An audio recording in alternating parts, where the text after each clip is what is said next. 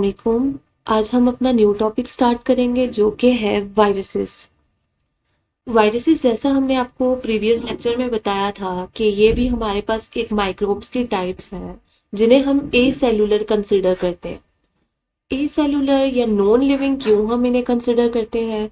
इसलिए इन्हें कंसिडर करते हैं क्योंकि इनमें प्रॉपर इनकी जो कह लें कॉम्प्लेक्स ऑर्गेनेलिस जो कि एक नॉर्मल सेल में प्रेजेंट होती हैं वो इसमें प्रेजेंट नहीं होती। ये सेल ग्रोथ और ग्रो नहीं करते और ये जो रिप्रोड्यूस करते हैं ये होस्ट सेल को यूज करके करते हैं। इसीलिए इनको हम बोलते हैं obligate intracellular parasites. Obligate intracellular parasites ऐसे ऑर्गेनिजम्स होते हैं जो कि होस्ट सेल्स को यूज करके खुद को रेप्लिकेट करते हैं, अपनी कॉपीज बनाते हैं। वायरस का बेसिक जो वर्ड है वो लैटिन वर्ड से ड्राइव हुआ है जिसका मतलब होता है पॉइजन।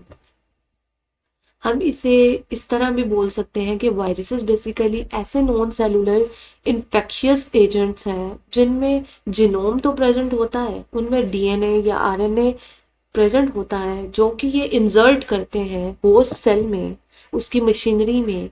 और फिर वो जो होस्ट सेल होता है वो जो हमने जीनोम इंसर्ट किया होता है इस वायरस ने, उसकी कॉपीज बनाता है, उसके अकॉर्डिंग प्रोटीन्स बनाता है, उसे असेंबल करता है और असेंबल करने के बाद वो सेल ब्रस्ट कर जाता है और मल्टीपल वायरसेस रिलीज हो जाते हैं उस एक सेल से।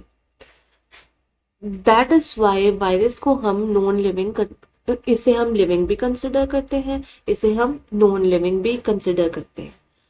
और ये हमारे पास जो हम माइक्रोब्स की क्लासिफिकेशन करते हैं उसमें ये ए सेलुलर कंपाउंड्स कंसिडर किए जाते हैं।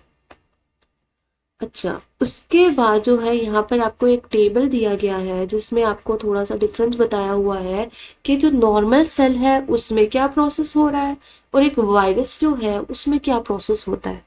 अब जैसे कि आप स्ट्रक्चर की बात कर लें तो एक तो नॉर्मल सेल है, उसमें सेल मेम्ब्रेन होती है, साइटोप्लाज्म होता है, उसमें न्यूक्लियस होते हैं, उसमें ऑर्गेनेलिस होते हैं। जबकि जो वायरस है उसमें जस्ट आपको जीनोम मिलेगा और उसके बाद उसका एक इन्वेलप होगा, एक कैप्सिड होगा। एक कोर पार्ट इसका बेसिकली होता है, एक उसका होता है कैप्सिड। कोर जो होता है उसमें जीनोम होता है और जो कैप्सिड होता है वो बेसिकली उसकी प्रोटेक्शन के लिए रिस्पॉन्सिबल होता है। उसमें कोई भी स्पेसिफिक कह लें आप ऑर्गेनेलिस और सब चीजें ये प्रेजेंट नहीं होती। सेकंड आ जाता है रिप्रोडक्शन। रिप्रोडक्शन जो नॉर्मल एक सेल करता है या तो वो एसेक्सुअल रिप्रोडक्शन के थ्रू करता है या सेक्सुअल रिप्रोडक्शन के थ्रू करता है। जबकि ये जो वायरसेस है ये कैसे रेप्लिकेट करते हैं, ये होस्ट सेल में अपना जो जीनोम है जो या कोर मटेरियल है उसे इंसर्ट करते हैं और फिर by using that host cell ये अपने आप की कॉपीज प्रोड्यूस करते हैं। जेनेटिक कोड की बात करें तो इसमें भी जैसे कि एक नॉर्मल सेल में हमारे पास डीएनए प्रेजेंट होता है, इसमें डीएनए भी प्रेजेंट हो सकता है, इसमें जेनेटिक मटेरियल आरएनए भी प्रेजेंट हो सकता है। Growth and development. अब ग्रोथ एंड डेवलपमेंट होता है कि कोई भी जो हमारे पास मल्टी सेलुलर ऑर्गेनिज्म है उसमें सेल नंबर भी इंक्रीज करते हैं, सेल डिफ्रेंशिएट भी करते हैं, जबकि वायरसेस में ऐसा नहीं होता। ठीक है, ये जस्ट वो सेल के थ्रू इनकी प्रोटीन बन जाती है, असेंबलिंग हो जाती है, फिर ये इसी तरह न्यू सेल्स के पास जाते हैं और अपने आप को रेप्लिकेट करते रहते हैं। उसके बाद है ऑब्टेन एंड यूज एनर्जी। अब ये इसमें यही है कि जो एनर्जी ऑब्टेन का प्रोसेस है वो भी एक नॉर्मल सेल क्या करता है, अपनी इन्वायरमेंट से एनर्जी लेता है और ग्रो करता है। ठीक है, अब उसके बाद आ जाता है रिस्पॉन्स टू इन्वायरमेंट। अब रिस्पॉन्स टू इन्वायरमेंट के आप इन्वायरमेंट के अकॉर्डिंग किस तरह का रिस्पॉन्स शो करते हैं, तो वो भी एक नॉर्मल सेल आपको प्रॉपरली उसके अकॉर्डिंग ग्रो भी करता है, वो स्टार्व भी हो जाता है अकॉर्डिंग टू देयर इन्वायरमेंट। लेकिन वायरसेस में थोड़ा सा ना इससे लिंक जो होता है थोड़ा डिफरेंट होता है। इन्वायरमेंट्स ऑफकोर्स इन्हें इफेक्ट तो करती हैं ज़रूर, हार्श जो इन्वायरमेंट्स होती हैं उनकी बेसिस पे इनकी डेथ हो जाती है, और चेंजेस आते हैं सेल ये वायरसेस के स्ट्रक्चर में, वो भी डेफिनेटली आते हैं। इनके जो कैप्सिड मटेरियल होता है, ये कोर मटेरियल होता है, उसमें भी चेंजेस टाइमली आते हैं। ठीक है, on on the basis of that. और ये जो इसके ऊपर इन्वेलप लगा होता है स्पेशली, उसमें चेंजेस की वजह से भी वायरस में भी ये है कि इनकी मल्टीपल आप एक तरह से कह सकते हैं कि ये अपने न्यू वेरिएंट्स प्रोड्यूस कर देते हैं। ठीक है, with respect to their environment and जो इनमें चेंजेस आ रहे हैं, जो इनके किसी वो न्यू होस्ट सेल को इन्फेक्ट करने से भी आ सकती हैं। ठीक है, इनमें काफ़ी सारे वेरिएंट्स बन जाते हैं। अच्छा, उसके बाद जो है इन्वायरमेंटल, अगर हम इन्वायरमेंट की फर्दर बात करें तो जो टेम्परेचर होता है, ह्यूमिडिटी होती है, ये भी इसे इफेक्ट करती है। उसके बाद अगर हम थोड़ा सा हिस्ट्री को देख लें कि वायरस की डिस्कवरी सबसे पहले कहाँ हुई थी, तो 1800 में ना बॉटनिस्ट डिस्कवर कर रहे थे कि जो टोबैको मोज़ेक डिजीज है टोबैको प्लांट में, उसकी रीजन क्या है। जब इन लेटर 1892 में एक साइंटिस्ट थे जिनका नाम था डी एवेनोस्की। ठीक है, अब ये जो एवेनोस्की थे, इन्होंने फिल्टर किया टोबैको प्लांट को, और जब उन्होंने फिल्टरेट लिया तो उन्हें ना बैक्टीरिया के साइज के सर्टेन पार्टिकल नजर आए उस फिल्टरेट में। तो then they come to the conclusion कि ये सर्टेन अदर स्पीशी है अदर देन बैक्टीरिया, जो कि similar to size of bacteria है, जो कि डिजीज कॉज कर रही है in the tobacco mosaic plant. वहां से फर्स्ट टाइम जो है वायरसेस की डिस्कवरी हुई थी। अब हम देख लेते हैं कि इनके शेप्स कौन कौन से हैं, और फिर उसके बाद हम देखेंगे इसकी क्लासिफिकेशन। तो सबसे पहले शेप्स देख लेते हैं। इनकी सेवरल शेप्स आती हैं, जैसे कि हमने पहले बताया आपको, इनके दो मेन पार्ट होते हैं। एक होता है कोर, एक होता है कैप्सिड।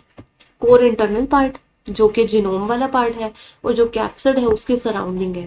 तो ये जो कैप्सिड है इसकी बेसिकली डिफरेंट शेप्स की होती है, ये कोर भी और कैप्सिड्स भी। अब उसको वन बाय वन हम देख लेते हैं। अब सबसे पहले यहाँ पर है हेलिक्स शेप का। हेलिक्स जो होता है वो रिजेंबल करता है, स्क्रू की तरह भी हो सकता है, और ये जैसे कि आपको पिक्चर में शो हो रहा है स्पाइरल सा बना हुआ है। अंदर जो आपको ब्लू सा नजर आ रहा है वो इसका जीनोमिक पार्ट है, जो कि आरएनए शो हो रहा है, और उसके अराउंड प्रोटीन नेचर के ना आपका कैप्सिड बना होता है। ठीक है, जो उसे सराउंड कर रहा होता है। ये वाला जो हेलिकल स्ट्रक्चर है, ये मोस्टली रेबीज वायरस में और टोबैको मोज़ेक वायरस में प्रेजेंट होता है। इसे हम हेलिकल सिमेट्री भी बोलते हैं। उसके बाद आ जाता है आइकोसाहाइड्रन। आइकोसाहाइड्रन बेसिकली 12 कॉर्नर रिंग स्ट्रक्चर है, जो कि छोटे छोटे ट्रायंगल से बना होता है। ठीक है, अब ये जो ट्रायंगल से बना होता है, ऑलमोस्ट 20 ट्रायंगल्स जो हैं वो अरेंज होते हैं, और ये आइकोसाहाइड्रन या पॉलीहाइड्रन की शेप ले लेते हैं। इस शेप में हमारे पास होता है हर्पेस सिम्प्लेक्स वायरस और पोलियो वायरस। इस सिमेट्री को हम बोलते हैं आइकोसाहाइड्रल सिमेट्री। अब इसकी भी बेसिकली है इसके 12 कॉर्नर्स होते हैं, जैसे कि हम प्रीवियसली डिस्कस कर चुके हैं। उसके बाद हमारे पास जो है एक कॉम्प्लेक्स स्ट्रक्चर वायरसेस का भी आता है, जो ये जो हमने अभी हेलिकल पढ़ी और आइकोसाहाइड्रल पढ़ी, इसके कॉम्बिनेशन से बनते हैं। ठीक है, इसमें हमारे पास बैक्टीरियोफेज आ जाते हैं। बैक्टीरियोफेज अब हमारे पास क्या उनकी थोड़ी सी कॉम्प्लेक्स सिमेट्री होती है उसमें। अब आइकोसाहाइड्रल रिंग भी है, उसमें आपका ये हेलिकल शीट भी आ जाएगी मिड में, और उसकी टेल्स भी होती हैं। ठीक है, अब जैसे कि आपको इस पिक्चर में नजर आ रहा है, इसमें पॉलीहाइड्रल कैप्सिड है attach to the helical tail, और उसके बाद इसकी हेक्सागोनल बेस होती है, बेस प्लेट होती है, और उसमें टेल पिन्स भी लगी है। ये जो टेल पिन्स हैं ये सारी उसे हेल्प करती हैं जो भी उसका होस्ट सेल है उसके साथ बाइंडिंग करने में। आपको इसमें कॉलर भी नजर आ रहा है, कोर मटेरियल भी नजर आ रहा है, और हेड भी नजर आ रहा है। ठीक है, तो बेसिकली ये जो है ये इसकी बेसिक शेप्स होती हैं किसकी, वायरस की। अब हम थोड़ा सा ना वायरस के स्ट्रक्चर को देख लेते हैं कि वायरस का स्ट्रक्चर किस तरह का होता है। अब इसमें जो सबसे पहले हमने आपको जैसे प्रीवियसली बताया कि इसमें एक आपका होता है कोर मटेरियल, एक होता है कैप्सिड। कोर बना होगा आपके न्यूक्लिक एसिड से जिसे हम जीनोम बोलते हैं, और जो कैप्सिड है वो बेसिकली प्रोटीनियस नेचर का होता है। अब जो जीनोम है आपका, उसमें डीएनए भी हो सकता है, आरएनए भी हो सकता है, ये सिंगल स्ट्रैंडेड भी हो सकते हैं, ये डबल स्ट्रैंडेड भी हो सकते हैं, ये कंडेंस्ड या कॉइल्ड या फोल्डेड फॉर्म में भी हो सकते हैं। अब जो कैप्सिड आ जाता है, कैप्सिड जो है कवर कर रहा होता है कोर मटेरियल को। अब जैसे हमने पीछे पढ़ा कि हेलिकल शेप भी आती है, आइकोसाहेड्रल शेप भी आती है, और कॉम्प्लेक्स सिमेट्री भी आती है। अब ये जो कैप्सिड होता है ये छोटे छोटे सब यूनिट से बना होता है जिन्हें हम बोलते हैं कैप्सूमर्स। अब ये जो कैप्सूमर्स हैं बेसिकली अरेंज होते हैं और वायरस को एक प्रॉपर सिमेट्री देते हैं। अब जिस तरह डिफरेंट वायरस में ना डिफरेंट नंबर ऑफ कैप्सूमर हो सकते हैं, जैसे आपकी हर्पिस वायरस जो है उसमें 162 कैप्सूमर्स होते हैं, आपके जो एडिनो वायरसेस हैं उनमें आपके 252 कैप्सूमर्स होते हैं। ठीक है, ये आपको शेप्स भी नजर आ रही हैं जिसमें आपको प्रॉपरली कैप्सूमर्स की जो सब यूनिट्स हैं वो नजर आ रही हैं। ठीक है, उसके बाद इसका एक आउटर कवरिंग होती है जिसे हम बेसिकली बोलते हैं इन्वेलप। ठीक है, अब ये जो आपका इन्वेलप होता है अब ये जो आपका इन्वेलप है ये थोड़ा सा फ्लेक्सिबल नेचर को होता है। ये प्रोटीन और लिपिड से लिपिड से मिलके बना होता है। अब इसने ना कंप्लीटली कवर किया होता है आपके कैप्सिड को। ठीक है, ये एक तरह से प्रोटेक्शन भी प्रोवाइड कर रहा होता है, एक्स्ट्रा एक्स्ट्रा प्रोटेक्शन। ठीक है, एज वेल एज जो आपकी पैथोजेनिसिटी होती है या इन्फेक्टिविटी होती है उस वायरस की, उसे भी इनहेंस करता है। इस पर ना कुछ स्पाइक्स लगी होती हैं। स्पाइक्स में बेसिकली क्या होते हैं, एंजाइम्स होते हैं जो वायरस को हेल्प करते हैं होस्ट सेल के साथ जाकर अटैच होने में। अब इसमें जो है आपको फर्दर एग्जांपल्स दी हुई हैं, जैसे कि आपके आ जाते हैं इन्फ्लुएंजा वायरस, मीजल्स वायरस। इनमें ये जो है ये स्पाइक्स और इन्वेलप ज़्यादा कॉमनली प्रेजेंट होता है। अच्छा, और अगर इस इन्वेलप को डिस्ट्रॉय कर दिया जाए तो फिर आपकी जो वायरसेस हैं वो अपनी इन्फेक्टिविटी को लॉस्ट कर देते हैं। अच्छा, और एक और बात ये है कि ये जो आपका इन्वेलप होता है ये लूजली फिटेड होता है, बिल्कुल कह लें कि आपके कैप्सिड की शेप नहीं लेता, इसकी अपनी शेप होती है। ठीक है, और ये जो कैप्सिड मटेरियल होता है वो बिल्कुल इसके इंटरनली प्रेजेंट होता है। अब उसके बाद जो है हमारे पास आ जाता है विरोइंस। विरोइन क्या होता है, जब वायरस होस्ट सेल में अभी एंटर नहीं हुआ, ठीक है, होस्ट सेल में उसने अपना जीनोम एंटर नहीं किया, उससे जो प्रीवियस जो स्टेज होती है वायरस की उसको हम बोलते हैं विरोइन, जो आपकी रेप्लिकेशन से पहली वाली स्टेज होती है। अच्छा, उसके बाद हमारे पास आ जाते हैं विरोइड्स। विरोइड्स और प्रियोइंस, इनका हमने आपको पहले भी बताया था कि जो विरोइड्स होते हैं और प्रियोइंस होते हैं ये वायरस से मिलते जुलते हमारे पास कह लें ए सेलुलर माइक्रोब्स हैं। ठीक है, जो क्या करते हैं, जो प्लांट्स में और एनिमल्स में डिजीज कॉज करते हैं, ये सिमिलर टू वायरस ही होते हैं। अब विरोइड्स जो होते हैं ये न्यूक्लिक एसिड्स के फ्रेगमेंट्स होते हैं। ये क्या करते हैं, ये जब चले जाते हैं फ्रेगमेंट्स ह्यूमंस में या प्लांट्स में या एनिमल्स में तो ये डिजीज कॉज करते हैं। सिमिलरली जो आपके पेरोइंस होते हैं ये बेसिकली आपके फ्रेगमेंट्स होते हैं प्रोटीन्स के, और ऐसी प्रोटीन्स जो कि पहले नॉर्मल थी, और जो नॉर्मल प्रोटीन थी उनकी फोल्डिंग्स जो है इनकरेक्टली जब हो जाती हैं और जब ये किसी एनिमल में या प्लांट में चले जाते हैं तो डिजीज कॉज करते हैं, उनको हम बोलते हैं पेरोइंस। अब इस जो पिरोइंस होते हैं ये मोस्ट कॉमनली आपकी न्यूरोलॉजिकल डिजेनरेटिव डिजीज कॉज करते हैं, जो आपके सीएनएस से रिलेटेड डिजीज है, जैसे कि आपकी मैड काउ डिजीज है और स्क्रैपी डिजीज है। ये मोस्ट कॉमनली आपके पिरोइंस कॉज करते हैं। तो विरॉइड्स क्या है, विरॉइड्स न्यूक्लिक एसिड के फ्रेगमेंट्स हैं, और पिरॉइड्स जो हैं वो प्रोटीन के सेगमेंट्स हैं। अच्छा, उसके बाद हम देख लेते हैं क्लासिफिकेशन ऑफ वायरसेस। अब क्लासिफिकेशन ऑफ जो वायरसेस है, हम इन्हें डीएनए वायरसेस में, आरएनए वायरसेस में डिवाइड करते हैं, ठीक है, बेसिक क्लासिफिकेशन के अकॉर्डिंग। अब डीएनए वायरसेस जो होते हैं वो डबल स्ट्रैंडेड भी हो सकते हैं, वो सिंगल स्ट्रैंडेड भी हो सकते हैं।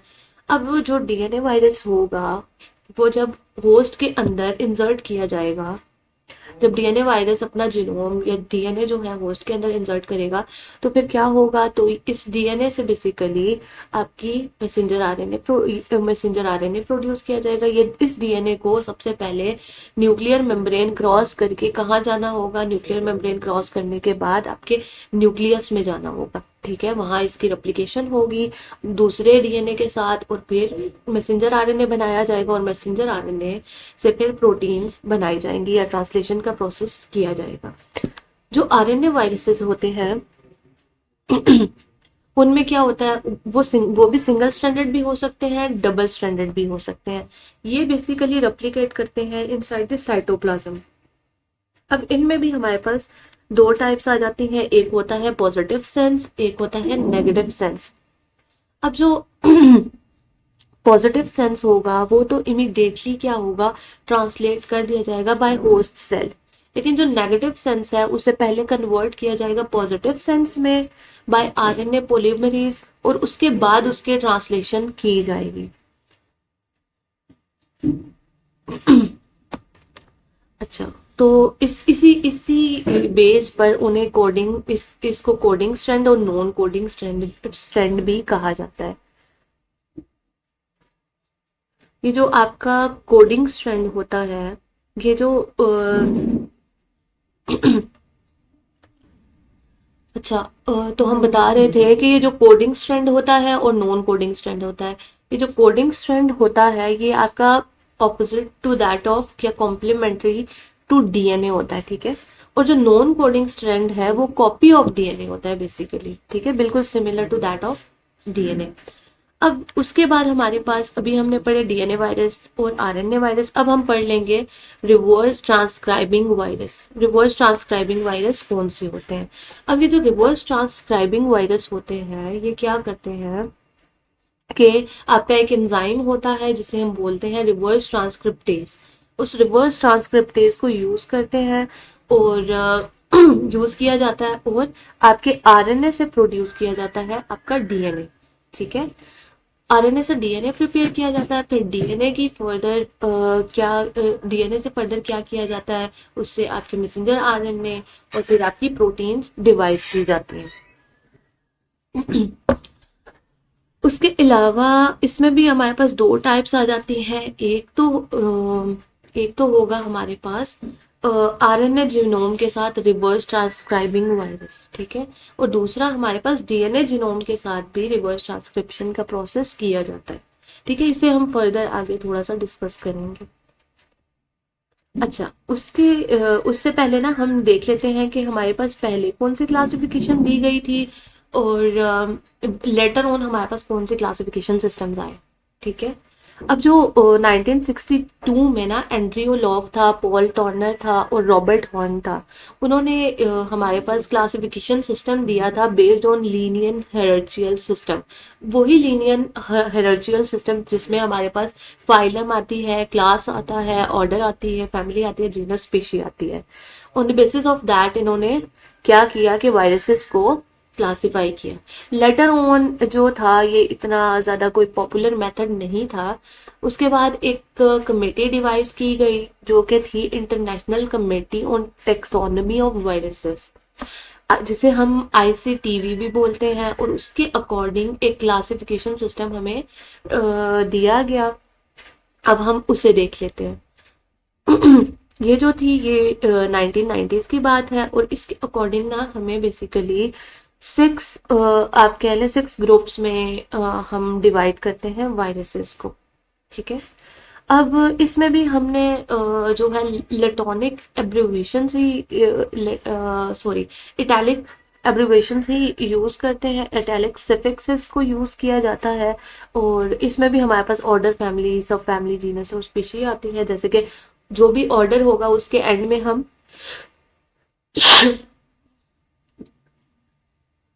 जो भी ऑर्डर होगा उसके एंड में हम वाइरेल ऐड कर देते हैं। जो फैमिली होती है उसके एंड में विरेडी आ जाता है। सब फैमिली के लिए विरेनी का सफिक्स यूज करते हैं और जीनस के लिए वाइरस का वर्ड कह लें या सफिक्स कह लें, वो हम यूज करते हैं।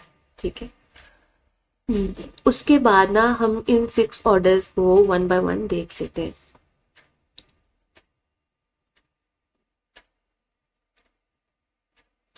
अच्छा। अब ये जो क्लासिफिकेशन है ये बेस्ड कर रही है एंसेस्टर सिस्टम पे। ठीक है, कि कौन सा वायरस किस उसका एंसेस्टर कौन है, एंड इन दिस वे हमने इस सिस्टम को डिवाइस किया। सबसे पहले आपके आ जाता है कॉडोवायरल। ये जो कॉडोवायरल है इसमें हमारे पास कौन से आते हैं, tailed double stranded DNA virus आते हैं, जिनमें हम जिसे हम ग्रुप 1 भी बोलते हैं और बैक्टीरियोफेज बोलते हैं। इसमें कौन से आ जाते हैं वायरस ग्रुप 1 में, बैक्टीरियोफेज। सेकंड पे आपके आ जाते हैं हर्पिस विरेल्स। ठीक है, ये ओ का वर्ड यहाँ से काट लें बेशक आप। ठीक है, ये हर्पिस विरेल है। अब इसमें कौन सा होगा, इसमें आपका large eukaryotic double stranded DNA viruses जितने भी हैं वो इसमें आते हैं, जिसमें आपका हर्पिस वायरस भी आ जाता है। उसके बाद आपके आ जाते हैं मोनोनेगावायरल। मोनोनेगावायरल में क्या होगा, इसमें हमारे पास non segmented negative sense single stranded RNA virus आता है। इसे हम ग्रुप 5 भी बोलते हैं, जिसमें आपके प्लांट और एनिमल्स के वायरसेस आ जाते हैं। अच्छा, उसके बाद आ जाता है आपका नाइडोवायरल। नाइडोवायरल में कौन सा होगा, उसमें हमारे पास positive strand single stranded RNA virus आता है। इसे हम ग्रुप 4 बोलते हैं। और ये बेसिकली इनका जो होस्ट है वो कौन है, इनका होस्ट है वर्टिब्रेट्स। अच्छा, नेक्स्ट आपका आ जाता है पिकोरना वायरल। ये जो पिकोरना वायरल है इसमें हमारे पास आ जाते हैं positive strand single stranded RNA virus, जो कि इन्फेक्ट करते हैं प्लांट्स में, इंसेक्ट्स में और एनिमल्स में भी। देन आपका आ जाता है टाइमोवायरल। टाइमोवायरल जो है ये होते हैं आपके, ये पॉजिटिव सेंस होंगे, सिंगल स्ट्रैंडेड आरएनए वायरस होंगे। ठीक है, ये थोड़ी सी आप करेक्शन यहाँ पे कर लें। इट कंटेन्स लिखा हुआ है और उसके बाद आपका आ जाएगा positive sense single stranded RNA virus. और ये किसको इन्फेक्ट करते हैं, ये बेसिकली आपके प्लांट्स को इन्फेक्ट करते हैं। अब ये जो करंटली अगर हम बात करें 2009 तक, इसमें 6 ऑर्डर्स आ गए थे, 87 फैमिलीज, 19 सब फैमिलीज, 348 जेनेरा और 2288 स्पीशीज ऑफ वायरसेस इसके अकॉर्डिंग क्लासिफाई की गई हैं, इस सिस्टम के अकॉर्डिंग। ठीक है, अब इसके अलावा एक और हमारे पास क्लासिफिकेशन आती है जिसे हम बोलते हैं बाल्टीमोर क्लासिफिकेशन। ठीक है, ये बहुत कॉमनली ये वाली क्लासिफिकेशन हमारी यूज की जाती है। ये जो थी, एक साइंटिस्ट थे जिनका नेम था डेविड बाल्टीमोर, उन्हें नोबेल प्राइज भी दिया गया फॉर डिवाइजिंग दैट सिस्टम। ठीक है, अब इसके अकॉर्डिंग ना उन्होंने 7 ग्रुप्स में जो वायरसेस थे उन्हें डिवाइड किया। और ये कब की बात है, ये 1971 की बात है। अब इसे वन बाय वन हम देख लेते हैं। अब इसमें जो सबसे पहले अगर हम देख लें तो सबसे पहला जो आता है आपका ग्रुप 1, उसमें आते हैं डबल स्ट्रैंडेड डीएनए वायरस। उसमें आपके adeno virus, herpes virus, pox virus ही आ जाते हैं। सेकंड पे आपके आते हैं सिंगल स्ट्रैंडेड डीएनए वायरसेस। ये जो सिंगल स्ट्रैंड है ये पॉजिटिव सेंस है। ठीक है, इसमें आपका पर्वो वायरस आ जाता है। देन इसमें कुछ मिसिंग है, वो हम ये थोड़ा सा आगे आपका जो है मेंशन है दोबारा से। ठीक है, तो वहां से हम ये कर लेंगे।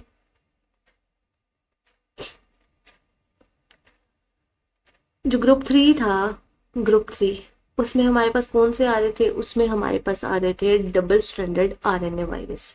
ठीक है, ग्रुप 3 यहाँ पर आप बेशक लिख लें, ग्रुप 3 में आपके आ जाएंगे double stranded RNA virus. Group 4 में आपके कौन से आ जाएंगे, उसमें आपके आ जाएंगे positive sense single stranded RNA genome. फिर आपका ग्रुप 5 आ जाता है जिसमें आपका नेगेटिव सेंस आरएनए वायरस आ जाता है। फिर जो ग्रुप 6 और 7 है उसमें आपका पहला आएगा single stranded RNA reverse transcriptase virus. RT का क्या मतलब हुआ? आरटी का मतलब हुआ रिवर्स ट्रांसक्रिप्टेज, ठीक है। और जो आपका 7 ग्रुप आता है उसमें आपके आ जाते हैं double stranded DNA reverse transcriptase virus. आगे आपको इनकी एग्जांपल्स भी दी हुई हैं, ठीक है। तो यानी कि हम दो बेसिकली डिवीजन में भी इन्हें डिवाइड कर सकते हैं। एक होते हैं आपके डीएनए वायरस, दूसरे होते हैं आरएनए वायरस। जो डीएनए वायरस है वो ग्रुप 1 और ग्रुप 2 में मोस्टली आ रहे हैं, ठीक है। और जो आरएनए वायरस है वो आपके ग्रुप 3 और ग्रुप 4 में आ रहे हैं और ग्रुप 5 में। जो उसके बाद आ जाते हैं आपके रिवर्स ट्रांसक्राइबिंग वायरस जो कि आपका ग्रुप 6 और ग्रुप 7 बना रहे हैं। अच्छा, इनमें आपको जस्ट इनकी ना एग्जांपल्स दी हुई है यहाँ पर कि कौन से वाले ग्रुप में कौन सी वाली एग्जांपल है, ठीक है। अच्छा, अब ना हम इसको थोड़ा सा डिस्कस कर लेते हैं इस पिक्चर से, तो आपको ना ये बिल्कुल क्लियर हो जाएगा।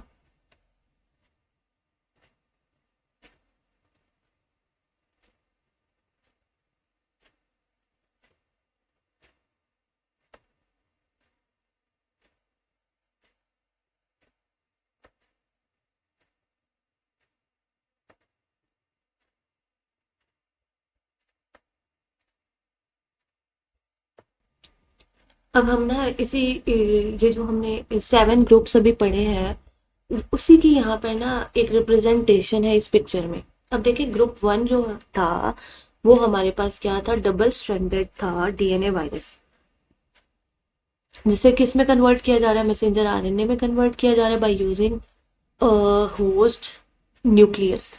और उसके बाद आपकी प्रोटीन डिवाइस की जा रही हैं। सेकेंड ग्रुप जो था वो था आपका single stranded positive sense DNA virus.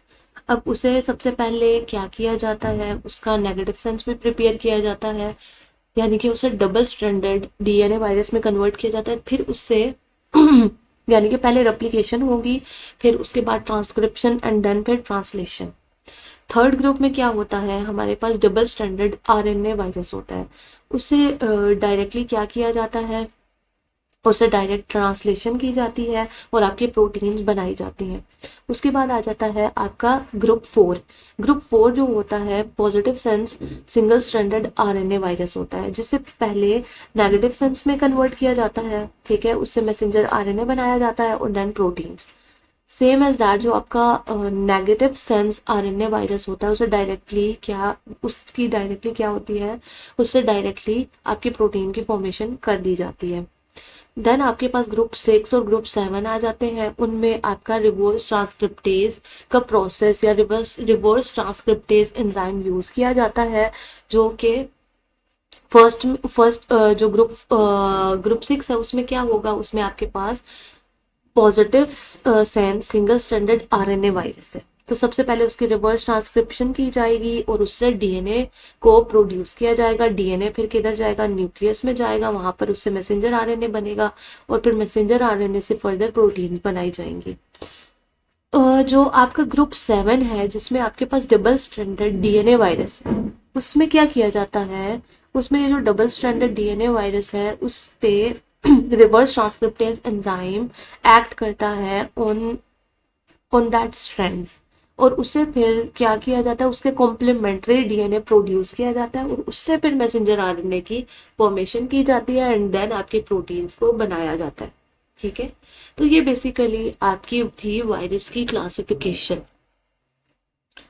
उसके बाद जो है हम देख लेते हैं कुछ डिजीज का यहाँ पर और उसके सिम्टम्स लिखे हुए हैं।